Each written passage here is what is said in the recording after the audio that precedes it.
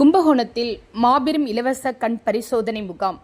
தஞ்சாவூர் மாவட்டம் Kumbakonam host Lions சங்கம், அரசினர் மகளிர் கல்லூரி, லியோ சங்கம், தஞ்சை மாவட்ட பார்வை இழப்பு தடுப்புச் சங்கம், அரவிந்த் கண் மருத்துவமனையுடன் இணைந்து நடத்தும் கும்பகோணம் சுசிலா சங்லிஷா நினைவாக நீதா ஆபரண மாளிகை குடும்பத்தினர் நிதி உதவியுடன் நடைபெற்ற இலவச கண் சிகிச்சை சரஸ்வதி பாடசாலையில் ஞாயிற்றுக்கிழமை சிறப்பாக நடைபெற்றது.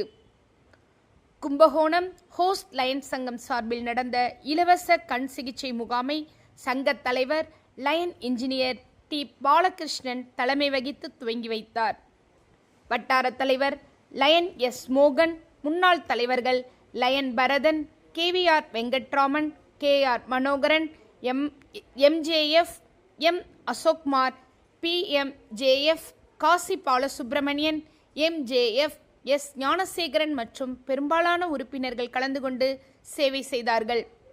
அரசு மகளிர் கல்லூரி லியோ சங்கத்தின் தலைவர் அபர்ணா, செயலாளர் ராஜராஜேஸ்வரி, பொருளாளர் பத்மாவதி மற்றும் உறுப்பினர்கள் கலந்து கொண்டு சேவை பணியை சிறப்பாக செய்தார்கள். அரவிந்த் கண் மருத்துவமனை சிறப்பு மருத்துவ நிபுணர்கள் பங்கேற்று பொதுமக்களுக்கு கண்களை பரிசோதித்தனர்.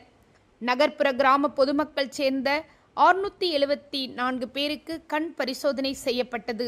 இதில் 472 பேர் கண் புரை கண்டறியப்பட்ட நோயாளிகள் மதுரை அரவிந்த் கண் மருத்துவமனைக்கு அழைத்து செல்லப்பட்டனர்.